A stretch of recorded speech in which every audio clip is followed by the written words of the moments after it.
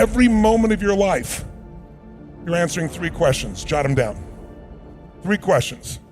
First question is, what are you going to focus on? Right now, whatever you're focusing on affects you. If you're focusing on how you're going to use what you're going to learn this weekend, you could be focusing on the smell of your neighbor after all that jumping up and down. There's so many things you can focus on. We don't focus on everything. We focus on a small number of things, and that's what we experience in life. And focus, write down, equals feeling. Whatever you focus on, you're going to feel, even if it's not true. Have you ever had somebody tell you something and said, you think John is your friend? John's not your friend. He's talking behind your back. And you go, no, he's not. John's my friend. You misunderstood. But if 2 or 3 people tell you John's talking behind your back, you can get pretty pissed off because that's really just hurt, right? And then maybe you confront John. Who's ever done this? Confronted somebody about something you've done and then found out you were wrong and felt like an idiot. Who's ever had this happen before? Say aye. So the most powerful decision we make, and most of us don't make it consciously, is what are we going to focus on? Because you could be focusing right now on the blood rushing through your left ear or the touch of your clothes against your skin, but you don't. Most of what your brain does is distort, delete, and generalize to make life simple. And the problem is when you distort, delete, and generalize, you miss a lot of your life. So we want to kind of see if we can't get out of that. And what we got to do is figure out what the focus is. Let me give you 3 patterns of focus. You tell me which of these are you. And there's no right or wrong, and don't get personal about it, because if you don't like your answer, we can fix it. I want you to think like software. Here's my question. If I asked you, there are 2 things you could focus on, what you have or what's missing.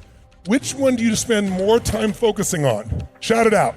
You can hear in the room, you were not taking a poll, one is dominant. Raise your hand if you focus more on what's missing. Raise your hand nice and high. Keep your hands high and look around this room. It's about 95% of the room. Now I have a simple question for you. It's a really important question. It's a simple one, but an important one.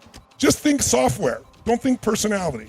If your brain is constantly focusing on what's missing, how can you ever sustain happiness no matter how successful you become? It is impossible.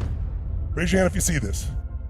And it's dominant in this room because most of you, how many consider yourself to be an achiever? That's part of who you are as an identity. So as an achiever, looking for what's wrong for a moment so you can fix it can be a good thing. But what happens is it becomes a habit, and then it doesn't matter how much you achieve, you're not happy. You know how many multi-billionaires, you know how many entertainers with their Oscars or their Emmys or their Grammys that I work with, who you think would be the happiest people in the world? They're worth almost $1 billion, some of them. They're the best in the world at what they do. Everybody loves them, and they're miserable. I get the call. And why is it? It's because they keep focusing on what's missing no matter what they have. That's one pattern this weekend. If you only change that, would change your life. What happens when you focus on what you have?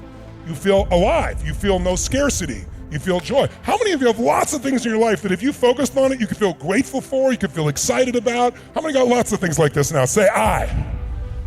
But it doesn't exist unless you focus on it. And we all have patterns of focus. The second question is, what does this mean?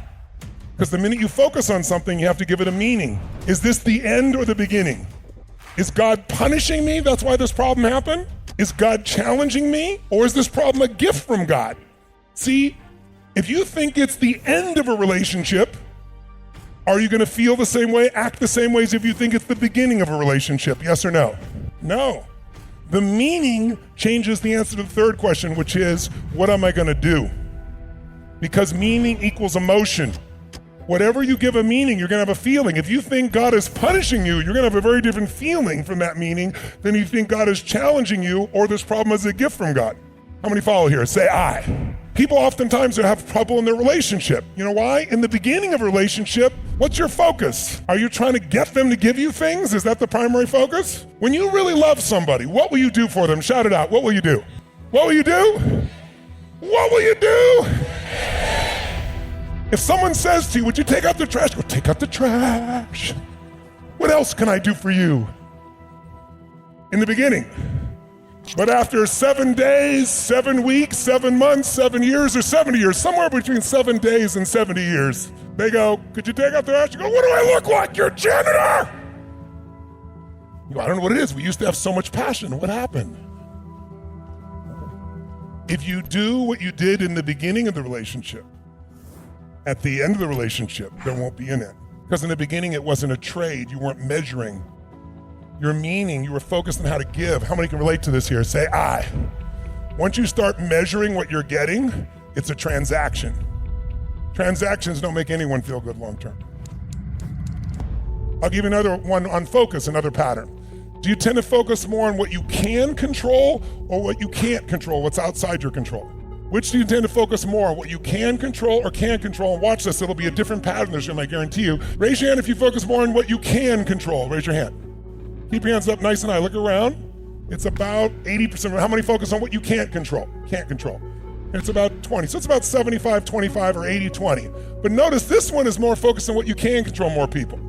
That's why you came here. How many of you came here so you could take more control of some area of your life here? Say, That's why you're here. And how many of you know someone that you wish came with you that frickin' needs this way more than you do, and they're not here? Why? They focus on what's missing, I guarantee you, and they focus on what they can't control, or they think this is just some guy talking, that can't change your life, which is really an unconscious belief that I can't change it. Now, some of you have both. What's missing is your focus and what you can't control. How are you gonna feel? Just forget you personally. Think as it a software in the brain. What is someone gonna feel who's constantly focused on what's missing and what they can't control? What would you have to feel, my friends? Come on, tell me. Sad, frustrated, angry, depressed? But think about this. This is how we function. So why are they still depressed? Because they're still focusing on what's missing and they're focused on what they can't control. And I'll add one more. Do you tend to focus more on things from the past, the present, or the future? We all do all three, but where do you spend more of your time? Raise your hand if it's the past. Now look around the room. It's only about maybe 1 or 2% of the room. Because if you focus too much on the past, you wouldn't even come to a program like this. You might get enough of it, say, I want to change it. But if you focus on the past, since you can't control it, makes it pretty tough. How many focus more on the present? That's where you spend more of your time, in the present moment. How many focus more on the future? Watch this. Look at this future-based room here. Because that's what achievers do, right? We're focused on how to create a better future. Many of you came for that. So what's the goal? Well, certainly you want to use all three, but if you're going to spend your predominant time and you want enjoyment, it's the present. If you want to create a great life, it's the future. So it's a balance between the present and future. These three patterns alone can change your whole life. What if you came here and you're always focused on what's missing, and we retrain your brain to find all the unbelievable magic and magnificence in your life, and you keep seeing it, feeling it daily? Will they give you more energy or less energy? Hell of a lot more energy, and that's what's going to change it all. So our focus is the first question. Second question is what's going to mean? Is this the end or the beginning? Will that change how you feel? And based on how you feel, will you answer what to do differently? You bet.